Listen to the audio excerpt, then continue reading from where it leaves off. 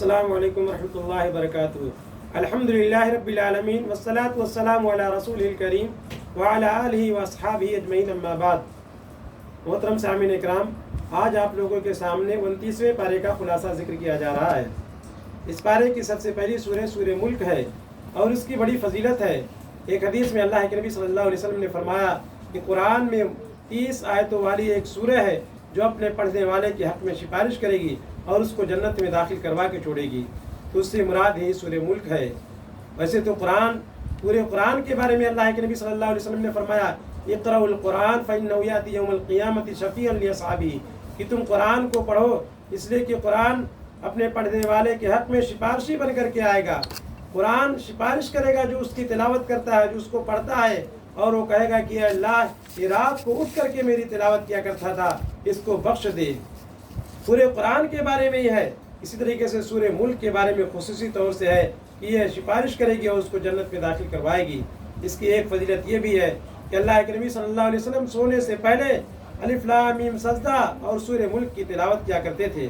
اللہ رب العالمین فرما رہا ہے، بابرکت ہے وہ ذات جس کے ہاتھ میں بادشاہت ہے، جس کے قبضہ و قدرت میں پوری دنیا کی بادشاہت ہے، جو جس طریقے سے چاہتا ہے تصرف کرتا ہے، اس کی پوری دنیا پر حکومت ہے، جس نے موت و حیات کو پیدا کیا ہے تاکہ وہ آزمائے، تاکہ وہ تمہارا امتحان لے کہ کون تم میں احسن عمل کرنے والا ہے۔ اللہ رب العالمین نے ہمیں اسی لیے پیدا کیا ہے۔ اللہ رب العالمین نے موت و حیات کا یہ سلسلہ اسی لیے رکھا ہے تاکہ انسان کی آزمائش کرے، انسان کو دیکھے کہ کون احسن عمل کرتا ہے، اور اللہ رب العالمین کو جو چیز مطلوب ہے وہ احسن عمل مطلوب ہے۔ احسن عمل کہتے ہیں کہ ایسا عمل جس کو اللہ کے نبی صلی اللہ علیہ وسلم کے بتائے ہوئے طریقے کے مطابق کیا گیا ہو، جس میں اخلاص پایا جاتا ہو، وہ ایسا عمل اللہ رب العالمین کے یہاں قابل قبول ہوگا۔ ورنہ بندہ بہت سارے اعمال کر لے لیکن نبی صلی اللہ علیہ وسلم کے طریقے کے خلاف ہو اور وہ خود شرک میں ملوث ہو، بدعات میں ملوث ہو، تو ایسا شخص جتنا بھی عمل کر لے، جتنی بھی عبادتیں کر لے، اس کی تمام عبادتیں رائے گاہ برباد ہو جائیں گی۔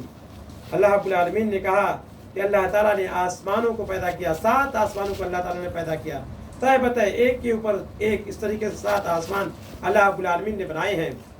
اللہ تعالیٰ فرما رہا ہے کہ تم اپنی نگاہ کو آسمان کی طرف اٹھا کر کے دیکھو، کیا اللہ رب العالمین کی اس خلقت میں کوئی کمی، کوئی نقص نظر آتا ہے؟ اللہ رب العالمین نے کس طریقے سے بغیر ستون کے اتنا چوڑا آسمان پھیلا دیا ہے، اس میں ایک ستون، ایک کھمبا نہیں، ایک ذرہ برابر کمی نہیں نظر آتی ہے۔ اللہ رب العالمین فرما رہا ہے کہ تم اپنی نگاہ کو دوبارہ اٹھا کر کے دیکھو، تمہاری نگاہ تھک کر کے واپس لوٹے گی اور تم اللہ رب العالمین کی خلقت میں ایک بھی نقص اور کمی نہیں نکال پاؤ گے۔ اللہ رب العالمین نے اس سورہ میں جہنم کا ذکر کیا ہے کہ جہنم میں جب کافر لوگ ڈالے جائیں گے تو اس وقت جہنم آواز نکال رہی ہوگی، ایک چیخ اس کے اندر سے نکلے گی اور ایک ڈراؤنی آواز نکلے گی۔ جب اس کے پاس کافر لوگ لائے جائیں گے تو جہنم کا داروغہ پوچھے گا، کیا تمہارے پاس کوئی ڈرانے والا نہیں آیا تھا، کوئی رسول نہیں آیا تھا؟ وہ کہیں گے کہ ہمارے پاس ڈرانے والا آیا تھا لیکن ہم نے اس کی باتوں کو جھٹلا دیا، ہم اس کے اوپر ایمان نہیں لائے، جس کی وجہ سے آج ہم جہنم میں جا رہے ہیں۔ اس لیے رسول کی باتوں پر ہمیں عمل کرنا چاہیے، ورنہ اس وقت ہمیں کفِ افسوس ملنا پڑے گا۔ اللہ رب العالمین نے اس سورہ میں بھی کہا کہ کیا لوگ یہ نہیں دیکھتے ہیں کہ پرندے کس طریقے سے آسمان میں اپنے پر کو سمیٹے رہتے ہیں، اپنے پر کو کھولے رہتے ہیں؟ کون ہے جو ان کو فضا میں روکے رکھتا ہے؟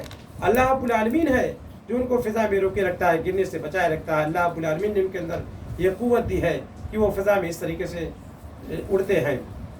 اللہ رب العالمین نے اس میں یہ کہا ہے کہ کیا لوگ اس بات سے خوف نہیں رکھتے ہیں کہ اللہ رب العالمین کی کہیں اللہ رب العالمین کا عذاب نہ آ جائے، اللہ رب العالمین ان کو زمین میں دھسا دے یا ان کے اوپر پتھروں کی بارش برسا دے، جس طریقے سے قوم لوط کے اوپر ہوا تھا، اس طریقے سے اصحاب فیل، ان لوگوں کے اوپر اللہ رب العالمین نے پتھروں کی بارش برسائی تھی۔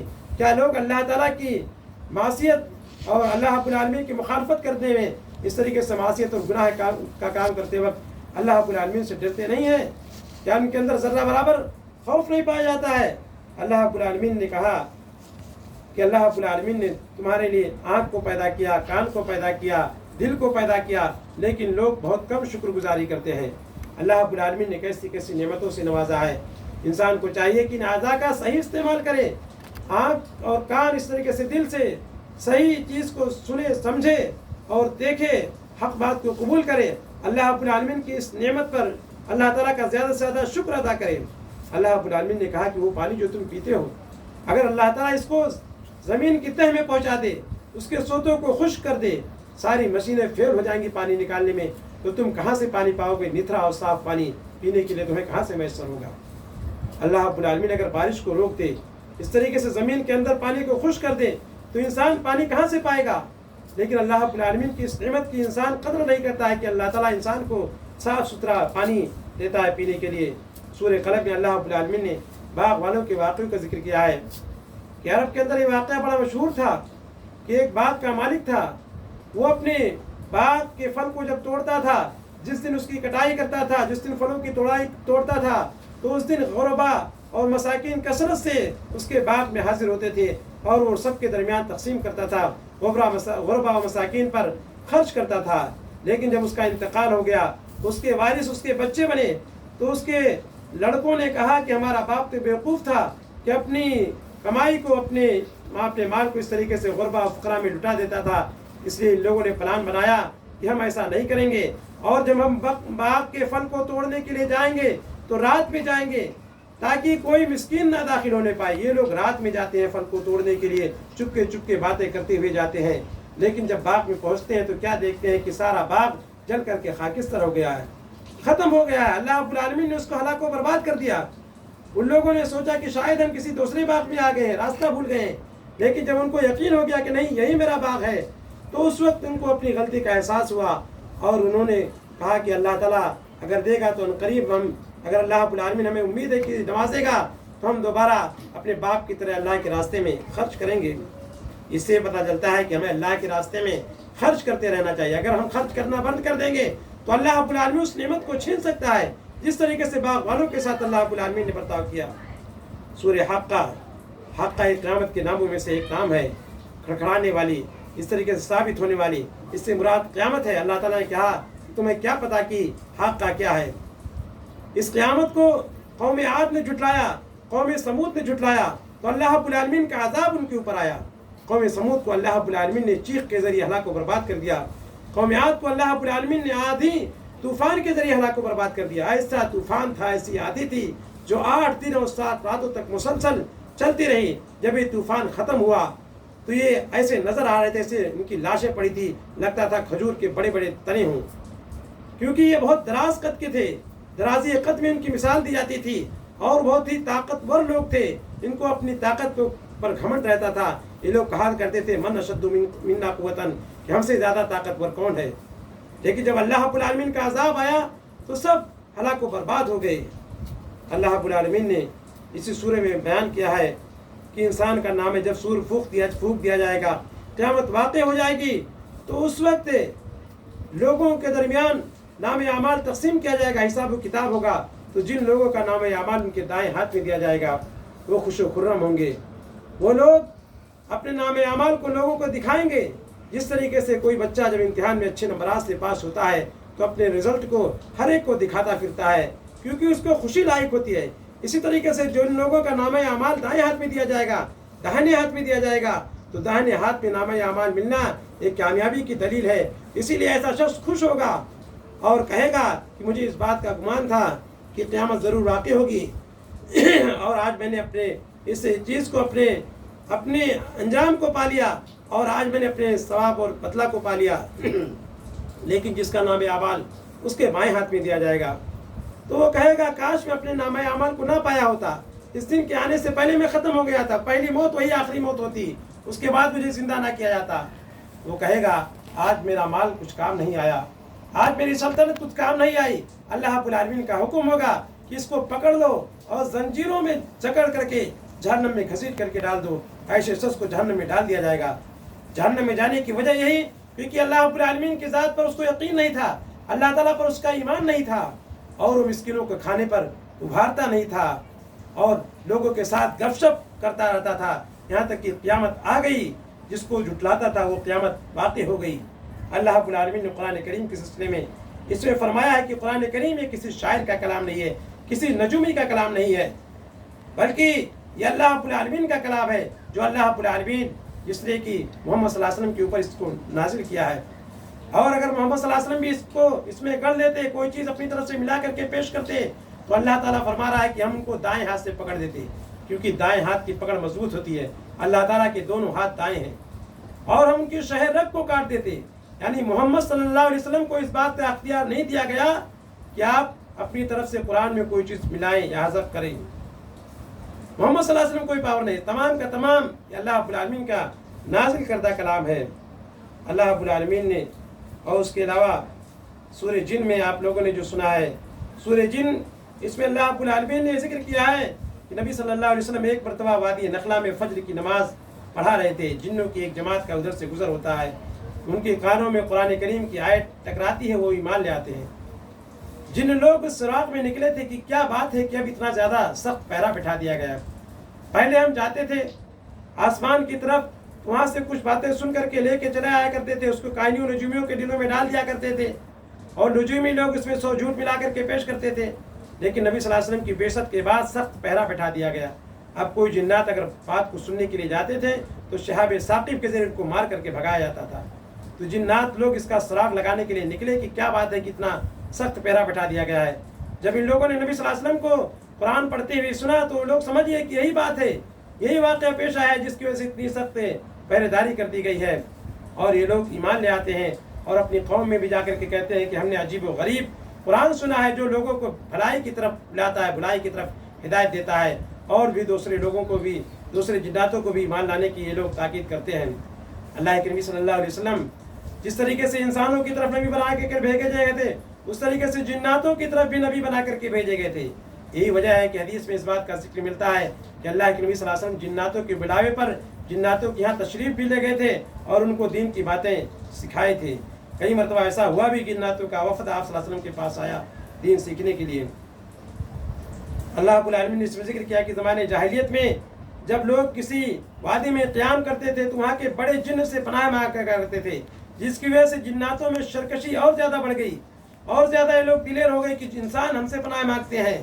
اس لیے اللہ کے نبی صلی اللہ علیہ وسلم نے ایک دعا سکھائی کہ کہیں کسی وادی میں جب تم قیام کرو، جب کہیں جاؤ تو اس دعا کو پڑھ لیا کرو، اعوذ بکلمات اللہ التامات من شر ما خلق، تو تمہیں کوئی چیز نقصان نہیں پہنچا سکتی ہے۔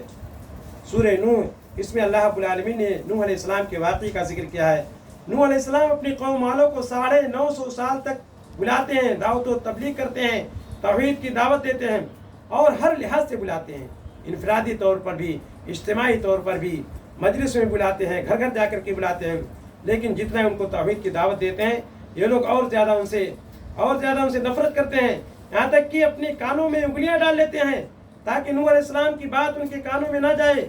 اس طریقے سے اپنے چہرے پر کپڑا ڈال لیتے ہیں تاکہ نوح علیہ السلام کا چہرہ نہ دیکھ سکیں، بجائے اس کے کہ نوح علیہ السلام کی دعوت کو قبول کر دیں۔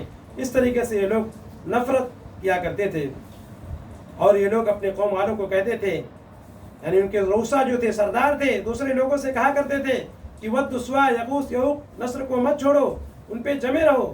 ود سوا یغوث یعوق نصر کون تھے؟ کہتا ہے کہ نوح علیہ السلام کی قوم میں سب سے پہلے شرک اور بت پرستی ہوئی، اور ود سوا یغوث یعوق نصر، یہ لوگ اس قوم کے نیک اور صالح لوگ تھے۔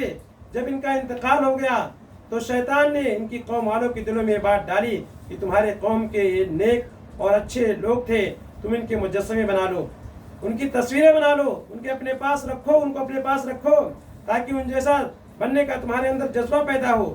چنانچہ لوگوں نے ان کی تصویریں بنا کر کے گھروں میں رکھا۔ پھر بعد میں جب دوسری نسل آئی تو شیطان نے ان کے دلوں میں یہ بات ڈالی کہ تم سے پہلے جو لوگ تھے ان کی عبادت کیا کرتے تھے، ان سے مانگا کرتے تھے، اپنی مرادیں مانگا کرتے تھے، تم لوگ بھی ان کی پوجا کرو، ان سے مانگو۔ پھر اس طریقے سے وہ لوگ ان سے مرادیں مانگنے لگتے ہیں، ان کی پوجا کرنا شروع کر دیتے ہیں۔ اس طریقے سے نوح علیہ السلام کی قوم والوں میں شرک اور بت پرستی کا آغاز ہوتا ہے، تو یہ لوگ اس پر ڈٹنے کا حکم دیتے ہیں۔ نوح علیہ السلام جب بالکل مایوس ہو جاتے ہیں تو اس وقت بد دعا کرتے ہیں کہ اللہ ان میں سے کسی کو باقی نہیں چھوڑنا، اس لیے کہ ان کی جو بھی نسل پیدا ہوگی فاجر و فاسق ہوگی۔ چنانچہ نوح علیہ السلام کی دعا قبول ہوتی ہے اور اللہ رب العالمین سیلاب کے ذریعے ان کو ہلاک و برباد کر دیتا ہے۔ جو لوگ بھی ایمان نہیں لائے تھے سب سیلاب کی زد میں آ جاتے ہیں، وہی لوگ بچتے ہیں جو نوح علیہ السلام کے اوپر ایمان لائے تھے، جو اس کشتی میں سوار ہوئے تھے۔ اس کے علاوہ اسی پارے میں سورہ مزمل بھی ہے۔ اللہ رب العالمین نے اس سورہ کو اس وقت نازل کیا جب اللہ کے نبی صلی اللہ علیہ وسلم چادر اوڑھ کر کے لیٹے ہوئے تھے۔ اللہ رب العالمین نے کہا کہ یا ایھا المزمل قم، اے کملی اوڑھنے والے، چادر اوڑھنے والے اٹھو اور اپنے رب کی بڑائی بیان کرو، تہجد کی نماز پڑھو۔ اللہ رب العالمین نے کہا کہ اٹھ کر کے رات میں قیام کرو، تہجد کی نماز پڑھو، اور کہا کہ آدھی رات یا اس سے کم حصہ اٹھ کر کے عبادت کیا کرو۔ بعد میں اللہ رب العالمین قیام اللیل میں تخفیف کر دی، کیونکہ صحابہ کرام کے لیے یہ چیز گراں گزرتی تھی۔ آدھی رات یا اس سے کم کا حصہ قیام کرنا ان کے لیے مشکل تھا۔ اس طریقے سے رات کا اندازہ لگانا بھی مشکل ہوتا تھا کہ کتنا، کب تہائی حصہ ہوا ہے، کب آدھا حصہ ہوا ہے۔ اس لیے اللہ تعالیٰ نے کہا کہ تم میں مریض بھی ہوتے ہیں اور جہاد کرنے والے بھی ہوتے ہیں، اس طریقے سے ضعیف بھی ہوتے ہیں۔